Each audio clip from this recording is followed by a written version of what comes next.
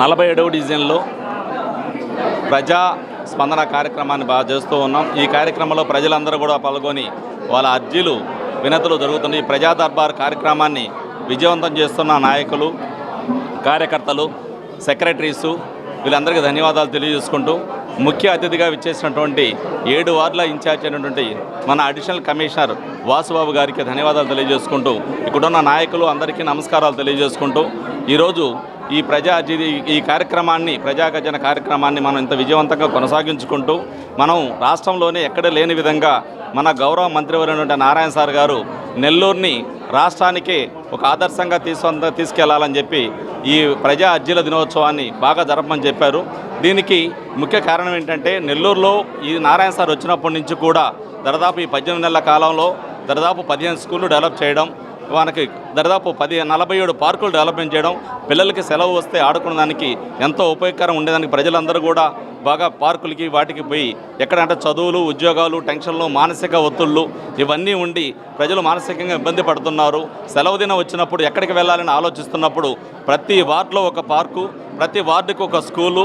అంటే చదువు, విద్య, ఆరోగ్యం, ఇవన్నీ ఇల్లు, ప్రతి ఒక్కరి వసతి ఉన్నప్పుడు ప్రజలందరూ సంతోషంగా ఉంటారనే ఉద్దేశంతో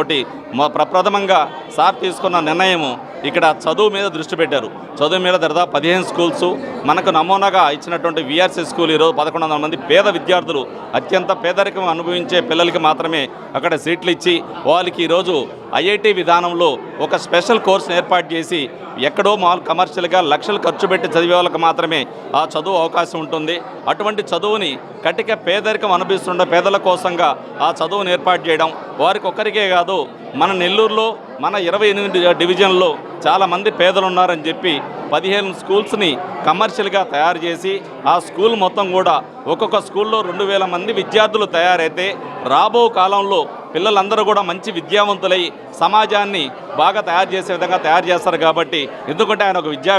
విద్యావేత్తగా ఉండి రాష్ట్రంలోనే దేశంలోనే ప్రముఖ స్థానంలో ఎన్నో విద్యా సంస్థలు ఏర్పాటు చేసినటువంటి వ్యక్తి ఈరోజు నెల్లూరుని ప్రత్యేకంగా మోడల్గా రాష్ట్రానికి ఆదర్శంగా తీర్చిదిద్దేందుకు ఈరోజు పెద్ద డ్రైన్స్ కానీ, మనకు రోడ్స్ కానీ, ముఖ్యంగా మనకి ఈ మధ్య గ్రీనరీ పరంగా కొన్ని వేల మొక్కలు నాటేదానికి సార్ కంకణం కట్టుకున్నారు. ఆ మొక్కల నాటే గ్రంథంలో ఈరోజు గౌరవ మేయర్ అయినటువంటి రూప్కుమార్ యాదవ్ గారు, మన జిల్లా అధ్యక్షులు ప్రతి ఒక్కరూ నెల్లూరు నగరంలో తిరుగుతూ